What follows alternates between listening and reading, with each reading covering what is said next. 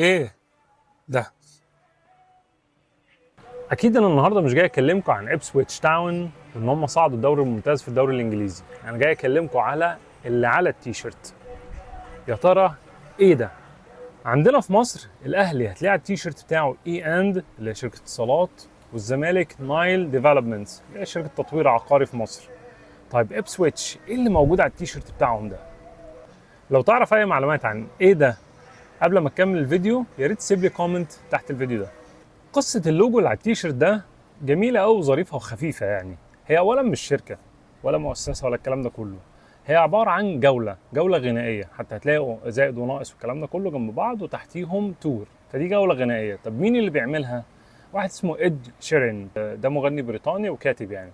طيب ده ايه يعني ايه جولة؟ يعني مثلا ام كلثوم زمان كانت بتعمل جولات غنائية بتغني في بعض الدول زي فرنسا وغيرها، والحاجات دي بتبقى منظمه وليها تواريخ. ودلوقتي في الزمن بتاعنا هتلاقي فرقه كايروكي بتعمل جولات بيلف فيها بعض الدول، ودي حاجه بتبقى منظمه على مدار سنه او سنتين او ايا كان الفتره.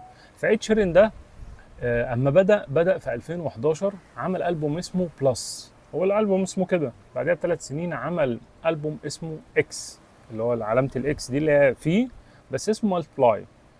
وبعديها عمل ديفايدد اللي هو على، ومش عارف بعدين عمل ايكوالز اللي هي يساوي. ابتدى يعمل البوماته بالرموز الحسابيه دي لحد ما عمل بعد كده تقريبا اسمه ايه، سبتراكت على ما اعتقد، اللي هو اللي هو الناقص.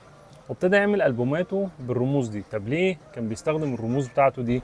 عشان هو بيقول يعني ان الرموز دي بتعني مسيرته الغنائيه. يعني هو مثلا في الاول خالص كان بلس، دي بداياته بدايه تطوره. بعد كده عمل فيه، ودي كانت فكرته اللي هو الانتشار والتوسع. وعلى ما اتذكر يعني ايكوالز كان فكرته قايمه على ان هو اتجوز وبقى اب.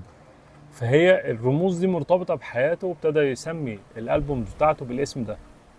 طيب ليه جمعهم جنب بعض وكتب تحتيهم تور اللي هي الجوله بتاعته دي هتبقى من 2022 لحد 2024، وبتبقى موجوده في اسيا، بعض دول اسيا يعني، وموجوده في بعض دول امريكا الشماليه، وكمان في اوروبا. فالجوله دي تتحرك على مدار السنتين دولت، تتحرك في اكتر من دوله، يغني فيها اغاني من الاغاني المشهوره بتاعته يعني.